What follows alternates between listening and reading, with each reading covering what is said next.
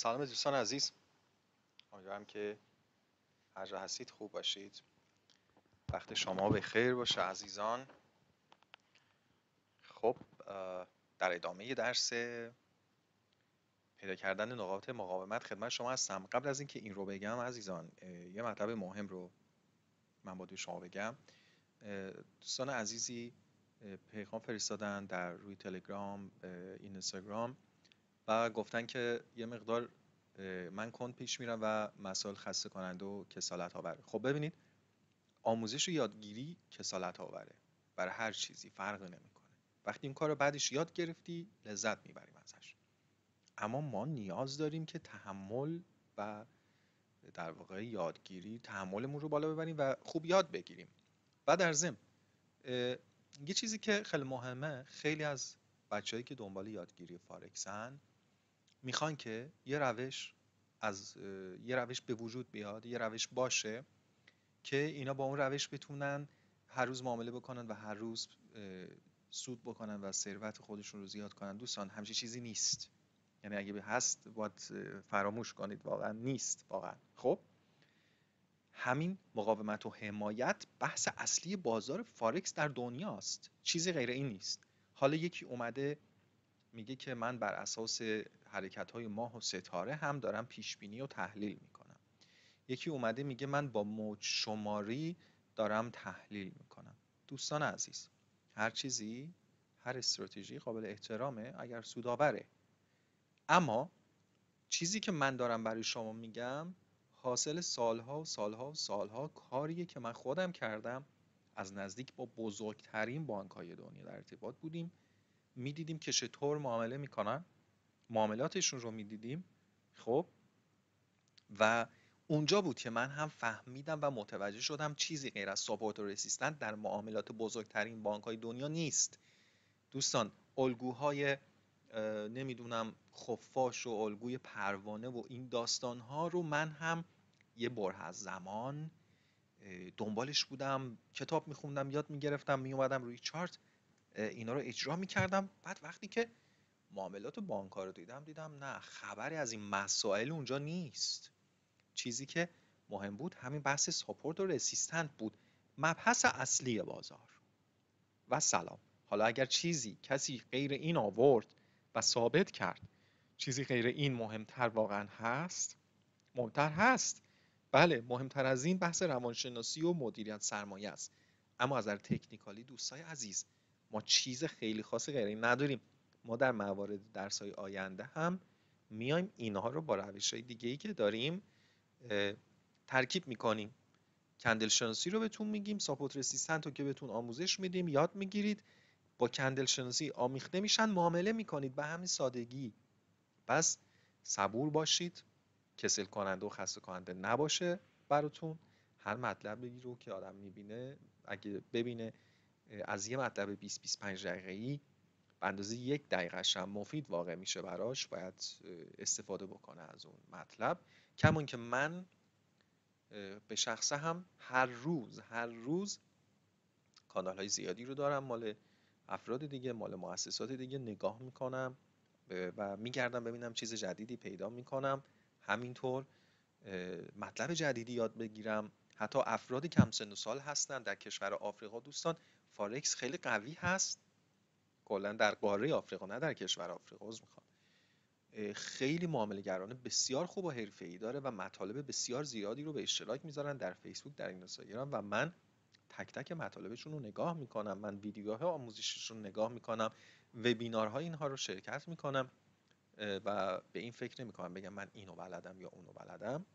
پس لطفا یه مقدار تحمل بفرمایید که کار جلو بره و سایر دوستانم بتونن استفاده بکنن. خب عزیزا، در مورد مقاومت میخوایم صحبت کنیم. ببینید تایم روزانه جفت ارز AUD به ین رو داریم میبینیم.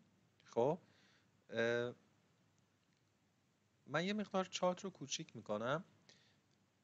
اگر بخوایم یه مقاومت رو بکشیم، یه قله اینجا داریم دوستان که اینجا عملا حمایت بوده قبلتر، اینجا که دارم موس رو تکون میدم، اومده جلو و مقاومت بسیار قوی نیست این اینجا. ببینید یه دونه قله نمیتونه بیاد بگه من مقاومم، یه جای مقاوم هستم.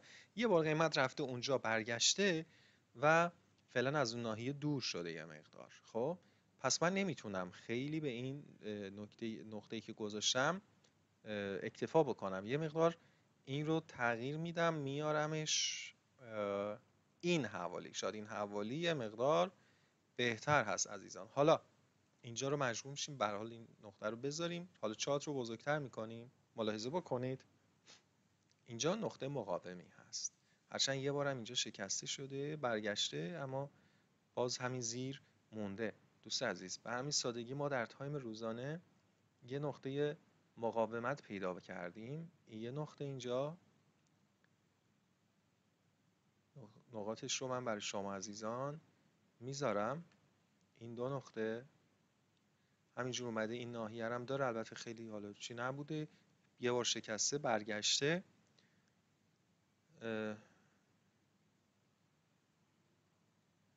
این منطقه هم حدودی تاچ نکرده در واقع خط رو.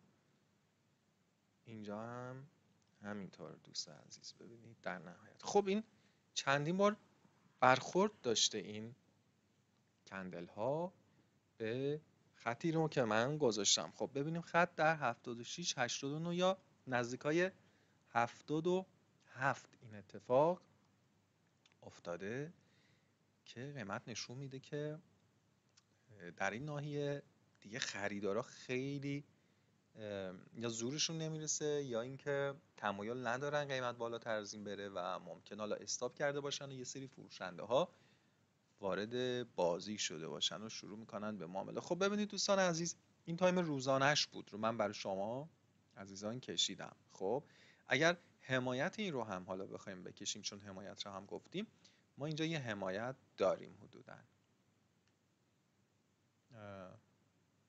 ببینید ببخشید.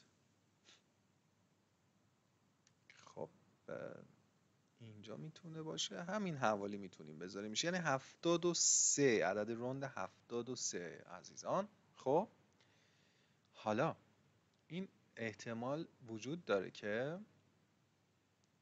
این اتفاق، ای بابا چی شد ببخشید، خب این اتفاق بیفته عزیزان.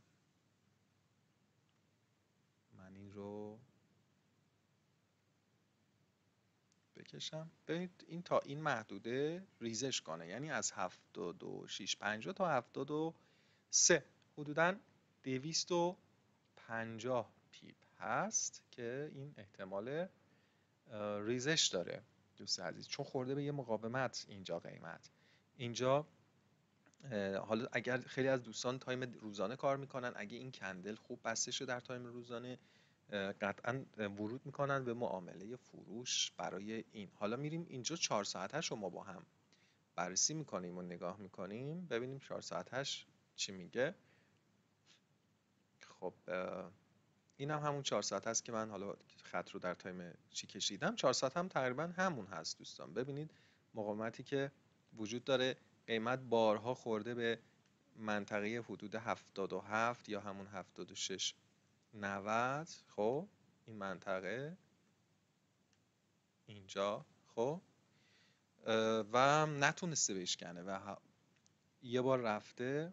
دقیقا مثل همون توپی بوده که من خدمت شما گفتم. ببینید قیمت از اینجا خروج کرده، در واقع خروج نکرده، بالا رفته صعود کرده تا اینجا. ببخشید. خب از اینجا اومده یه ریزش کرده تا اینجا و رفته. حالا چه اتفاقی افتاد؟ ما خط قرمز رو انتخاب کردیم اما اینجا بعد به این شکل حرکت کرده و الان ممکنه بعدش این اتفاق که من کشیدم بیفته دوستان عزیز. خب حالا ما باید منتظر بمونیم ببینیم که کندل داره چی میگه در تایم 4 ساعته. خب داره نشون میده که ریزشی هست عزیزان در تایم 4 ساعته. حالا میخوایم ببینیم که در تایم پایین تر مثلا مثل تایم 1 ساعت چی میگه. خب ما مقاومت رو پیدا کردیم، میتونستیم اونجا هم ورود بکنیم. دوستان ببینید بحثی که وجود داره اینه که خیلی از دوستان که میگن مطالب حالا سریعتر جلو بره دیگه، چرا سریعتر باید جلو بریم؟ دقیقا ما داریم همینطوری آموزش فارکس میدیم، یعنی داریم آموزش ترید رو هم به شما عزیزان میدیم. خب پس همین ها رو باید یاد گرفت و اگر شما عذر میخوام یه لحظه من رو ببخشید. خب اگر شما عزیزان دنبال چیز دیگه هستید پس باید این روش رو بیخیال بشید و دنبال روش دیگه ای باشید. اما خب هر کسی باید یه استراتژی برای خودش در معامله پیدا بکنه دیگه. یکی از بهترین استراتژی همینه. دوستان ما در واقع این نقاط رو هم من همینجا در آموزش‌ها به شما بگم، این نقاطی که برخورد کرده در واقع یک موج اومده، بعد یه موج دیگه، حالا موج بزرگ بوده یا حتی موج کوچیک بده، بهش میگیم نقاط سوینگ. خب من این رو می‌نویسم، این رو هم همینجا آموزشش رو بدیم و بگیم شما آشنا بشید. سوینگ. خب چه اتفاقی افتاد؟ متاسفانه زمینه همه چیه ما مشکی، باید بیایم اینجا رنگا رو عوض کنیم. خب ببینید نقاطی که وجود دارن رو بهش میگن سوینگ. کدوم نقاط؟ من دقیق‌تر الان به شما عزیزان نشون میدم. چارت رو بزرگتر میکنم، ملاحظه بکنید. ببینید دوستان این در واقع یک سوینگ ایجاد شده. چرا؟ یه موج بوده، بعد اومده باز یه سوینگ اینجا ایجاد شده، یه موج بوده. خب همینطور اینجا هم یه سوینگ داریم، در واقع یه موج بوده و برخورد کرده و برگشته. خب ببینید ما یه روش داریم در فارکس به نام سوینگ ترید که خود من جزء در واقع کسانی هستم که با همین روش سوینگ هم خیلی معامله میکنم. سوینگ ترید یعنی اینکه ما باید حتما ابتدا نقاط حمایت و مقاومت رو داشته باشیم که بعد نقاط سوینگمون رو هم پیدا میکنیم. اون وقتی که ورود میکنیم به یک معامله، حالا مثل چی؟ ببینید من این پایین رو هم روی، ببینید اینجا هم یه سوینگ، منطقه سوینگ داریم، یه موج اومده خورده به یه حمایت ما و یه موج دیگه ایجاد شده. دوست عزیز سوینگ ها میتونه در امواج کوتاه هم باشه. الان من اینجا رو باز خدمت شما عزیزان نشون میدم. ببینید اینجا رو مجددا. خب منتها مسئله اصلی اینه که اینا باید مطابق، یعنی منطبق بشن با نقاط در واقع حمایت یا مقاومت ما، که ما بتونیم بگیم ما سوینگ تریدر هستیم، میخوایم ترید کنیم بر اساس سوینگ. یعنی اینکه بر اساس نقاط برگشتی میخوایم معامله کنیم. قیمت میره رو به بالا، میره رو به بالا، میرسه به یه مقاومت، یعنی اون موجی که ایجاد شده میخوره به مقاومت، یه موج دیگه ریزشی ایجاد میکنه و ما در اون موج ریزشی ورود میکنیم به معامله. این رو هم بهش سوینگ میگن. راجبش صحبت میکنیم حتما همینطور جلو بریم، چون میکس میکنیم با همین بحث حمایت و مقاومت. آروم آروم میرسیم به سوینگ هم ما میرسیم دوستان عزیز. خب من این رو خیلی خوب.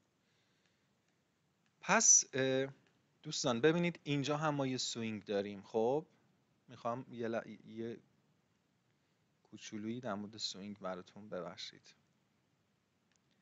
خیلی عجیبه که من نمیدونم چرا این اشکال به این شکل در میاد. خب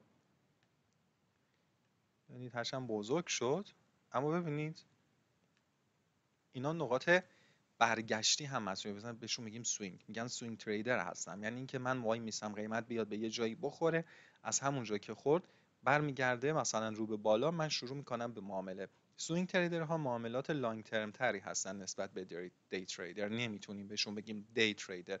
بعضی وقتا ممکنه که معاملهشون ظرف چند ساعت یا یک روز بسته شه، بعضی وقتا ممکنه که معاملهشون چند هفته هم باز بمونه، حالا چه در سود چه در ضرر. اما سوینگ تریدر ها به این شکل دارن معامله میکنن، نقاط مهم رو پیدا میکنن. ببینید همینجا رو ملاحظه میکنید، اینجا هم یک ناحیه سوینگ هست. همینطوری من مطلب راجع به سوینگ حتما میذارم، یعنی با آیپدم یه ویدیو برای شما میذارم، اونجا مینویسم، میکشم، شما رو بیشتر آشنا میکنم. اما خواستم آشنا بشید اینجا هم با سوینگ. ببینید اینجا هم ما داریم همینجایی که من قبلا حالا یادم نمیاد به چه دلیل این مستطیل ها و اشکال رو اینجا کشیدم، اما ببینید اینجا هم در واقع سوینگ هست، یعنی قیمت تا نزدیکای مقاومت رفته، بعد این موج صعودی برگشته موج نزولی شده. دوست عزیز، همه اینها سوینگ هستند، هم در حمایت ها هم در مقاومت ها ظاهر میشن این سوینگ ها دوستان عزیز. خب حالا پس من این رو خدمت شما گفتم، بیایید بریم سر طلا رو یه نگاه بکنیم با هم. خب ببینید طلا مقاومتی رو اینجا من نمیبینم، حداقل در تایم 4 ساعته از طلا. یه نگاهی به تایم روزانهش بندازیم با هم. ببینید در تایم روزانه ما یه ناحیه در واقع دیمند ایریا یا ناحیه تقاضا اینجا رو دارم میگم ما داریم. این اگر این رو بکشیم دوستان عزیز، طلا احتمال داره که اصلا دیگه ریزشش ادامه داده نشه و از همینجا برگرده رو به بالا. البته این یه تحلیل ربطی به بحث درسی ما و آموزش ما هم نداشت، اما من دنبال یک مقاومت خواستم بگردم که دیدم که نه، برای طلا نمیتونیم دنبال چیزی باشیم. خب بیم رو CHF به JPY عزیزان، ما همین رو یه نگاهی بهش بندازیم. خب خطوط رو بتونیم پاک کنیم، این علائم رو، چارت خلوت هم میشه و ما راحت‌تر میتونیم اینها رو توضیح بدیم عزیزان. خب این مربوط به درس ساپورت ما بود که من ویدیوش رو برای شما عزیزان به اشتراک گذاشته بودم چند روز پیش اگر اشتباه نکنم، مونده هنوز اینجا. خب چقدر خط کشیدیم اینجا، اینا رو همه رو با هم پاکشون بکنیم. خب حالا عزیزان ببینید ما یه حمایت اینجا داریم، خیلی هم خوب مشخصه، تایم 4 ساعته هست این حمایت. در تایم 4 ساعته ببینید ما یه حمایت رو شناسایی کردیم و اینجا هم میذاریم خطش. ببینید چرا این نقطه است، این نقطه حمایت، این دو قسمت حمایت هستن. خب همینطور که میریم جلو، خب ما داریم راجع به مقاومت صحبت میکنیم، میخوایم ببینیم بحث مقاومت چی هست.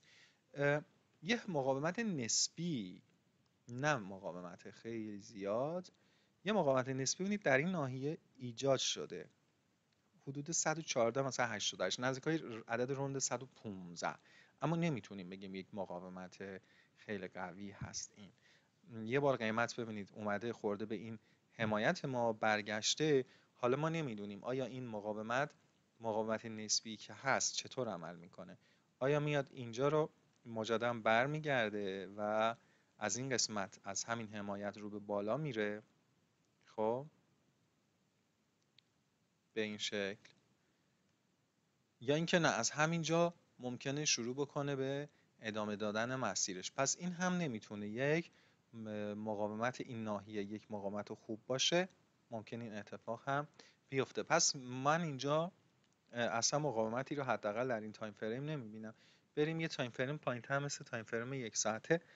خب در تایم فریم 1 ساعته شاید بشه بگیم حرفی برای گفتن داشته باشه، اما وقتی که تایم 4 ساعته و تایم بزرگتر چیزی رو نشون نمیده، بهتره که تایم پایین‌تر رو بهش خیلی اعتماد نکنیم، چون هر چی که تایم بالاتر باشه ضریب در واقع به سود رسیدن ما بیشتره و از اشتباهات بزرگتر ما در واقع جلوگیری میکنه. اما با این وجود در تایم 1 ساعته همون منطقه 114.80 یک مقاومت هست دوستان عزیز. اینجا ببینید، همینجا، اینجا قبلش من یه بحثی رو داشتم قبل این. اینجا رو نگاه کنید، اینجا که الان من کشم حمایت بوده دوستان. خب قبلا حمایت بوده، وقتی شکسته شده این به سمت پایین اومده قیمت، بعد از اینکه شکسته شده یه حمایت پایینتر هم ایجاد شده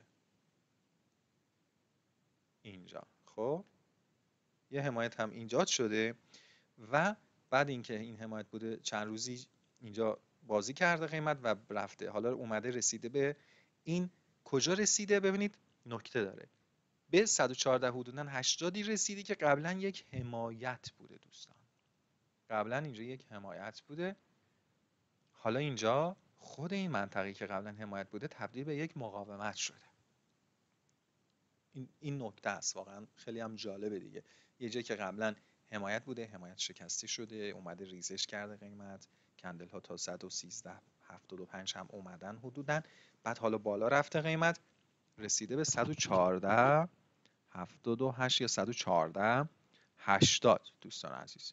خب پس اینجا هم یک حمایت شکسته شد تبدیل به یک مقاومت شد. حالا نکته مهم میدونید چیه؟ اینه که ما اینجا به فکر بای نباید باشیم. درسته این قیمت اینطوری ببینید روند صعودی داشته، خب اما نباید ما بای بدیم. چرا؟ چون الان وقتی این تایم یک ساعته رو میبینیم باید به این نتیجه برسیم، بگیم خب در تایم یک ساعته یه حمایت بوده شکسته شده، حالا حمایت تبدیل به مقاومت شده و من باید تحمل بکنم اگر میخوام وارد بشم به معامله خرید این، باید این حتما شکسته بشه دوستان و بعد من ورود کنم به معامله خرید. پس این نکته ها برای همینه دوستان عزیز میگم که با دقت نگاه کنید و کسالت بار نباشه حداقل این ویدیوها برای شما عزیزان، به این دلیلی که داریم به شما میگیم که کجا دارید کجا معامله بکنید کجا نکنید. اصلا نیومدیم که بگیم 2 تا خط میذاریم تموم شد و رفت. 2 تا خط رو که خیلی دارن میگن، اما بحث اینه که شما کجا معامله وارد بشید کجا معامله وارد نشید. این باید مد نظر شما عزیزان باشه. ما داریم الان به شما میگیم دوستان اگر میخواستید فرانک بگین معامله کنید، فعلا از ورود به معامله بایش صرف نظر بکنید، به خاطر اینکه یک مقاومتی که اینجا الان ما زدیم در محدوده 114.80 بالا سرش هست، نباید این کارو بکنید و خطرناک میتونه در واقع باشه دوستان عزیز. حالا بیایم پوند رو نگاه بکنیم با هم دیگه. ببینید پوند به دلار، اینجا ما یه محدوده‌ای داریم که من نمیتونستم قبلا نگاه کردم در اون تایم، اما در تایم ببخشید یک روزه دیلی که داریم نگاه میکنیم میبینیم که قیمت 1.3435 خیلی جای خوبیه. البته به صورت حدودی میتونه بره روی این شادو قرار بگیره حدودا، یعنی 1.3480 مثلا اگه ما بخوایم بگیم. خب این تایم روزانش هست. در تایم دیلی در همین تایم ما یه محدوده مقاومتی هم حدوداً اینجاها داریم. خب حدوداً یعنی در 1.3259. چرا داریم؟ الان به شما میگم. یکی اینکه این ناحیه رو داریم، هرچند من در ویدیو قبل گفتم ناحیه‌ای که یه بار شکسته بشه توسط قیمت ها نمیتونه خیلی معتبر باشه، اما در هر صورت یه زمانی قبلترها این محدوده مقاومتی بوده. در نهایت اینجا، حالا این با شکل مشخص میکنم برای شما، به اینجا شکسته شده این مقاومت، اما خور رفته بالاتر به جایی برخورد کرده که قبلتر هم اینجا قیمت بهش برخورد کرده و ریخته و برگشته. حالا ما احتمال میدیم که قیمت از قیمت 33.60 که الان هست تا 34.80 هم بره، یعنی 120 پیپ دیگه بالا بره و اونجا یک عکس العمل نشون بده و عکس العمل ریزشی باشه دوستان عزیز. خب پس این مقاومت ها رو ما این دوتا مقاومت رو در تایم روزانه گذاشتیم برای این و پیدا کردیم. حالا میریم تایم 4 ساعته ببینیم تایم 4 ساعته داره به ما چی میگه. خب ببینید در تایم 4 ساعت هم خطوطی رو که ما کشیده بودیم برای تایم روزانه کاملا معتبر هست و داریم اینجا استفاده میکنیم و مقاومت دیگه ای فعلا نمیبینیم. چرا؟ یک مقاومت ثانویه بسیار ریز همین حوالی وجود داره دوستان عزیز که من این رو عوضش بکنم، حداقل یه مقدار خط رو نازکترش بکنیم و به این شکل. خب شانس ما اینجوری نمیشه، عوض نمیشه خط. خب رنگش هم مشکی بکنیم. خیلی خوب. این هم یک مقاومت ثانیه، به خاطر که ببینید یه مقدار این کندلا اینجا بازی کردن، اما نمیتونه یک مقاومت اصلی باشه در هر صورت، اما میتونیم اونجا رو هم یک نیم نگاهی بهش داشته باشیم. اما به احتمال خیلی زیاد قیمت اینطوری که داره نشون میده کشش این رو داره که تا این مقاومت بالای سرش 13480 بیاد و از 3480 به بعد احتمال داره، دوستان ببخشید، احتمال داره که این اتفاق بیفته، برگرده تا این خط روندی که داره عزیزان. خب این هم تایم 4 ساعت هست. حالا میخوایم بریم تایم 1 ساعتش رو هم با هم ببینیم. خب یه مقدار ما باید کوچیک‌تر بکنیم این رو. تایم 1 ساعت رو هم ببینیم. این هم همون تایم 1 ساعت هست که دارید ملاحظه میکنید عزیزان. در تایم 1 ساعت هم ما همین مقاومت رو که پیدا کرده بودیم، مقاومت حالا بگیم ثانویه رو گذاشتیم، یه حمایت هم داشتیم اینجا. ببینید در تایم 1 ساعت این حمایت هست، در تایم بالاتر دیدید این مقاومت بود دوستان، این خط قرمز پایین. یه مقاومت هم که بالا سر داره، حالا ما منتظر هستیم ببینیم آیا قیمت به اون میرسه یا نه. حالا خیلی هم میان میگن چون روند صعودی هست ما ورود میکنیم به معامله بای، اون هم یک استراتژی، من کاری با اون استراتژی اصلا ندارم، اما یکی از روش ها اینه که من همون بحث سوینگ ترید رو به شما گفتم، منتظر میمونیم که قیمت بیاد به این مقاومت بالا سرش برسه، یعنی این موج تموم بشه. بعد اینکه تموم شد و یه موج کوچولی ریزشی شروع شد، ما ورود میکنیم به معامله فروشمون. مثلا نقاط سوینگی که اینجا ما میتونیم پیدا بکنیم، ببینید دوستان خیلی آسونه. یه سوینگ یعنی لازم نیست که خیلی، ببینید این یه نقطه بوده. خب کلا دوستان بحث سوینگ ترید اینه که میگه در یک نقطه قیمتی که قیمت اومد خورد و خواست برگرده، من ورود میکنم اونجا، اما باید جای محکمی باشه، جای معتبری باشه که وقتی قیمت میاد میخوره و شروع میکنه به برگشت مخالف جهتی که اومده بود، در واقع یک سوینگ ایجاد شده و ما میگیم سوینگ تریدریم.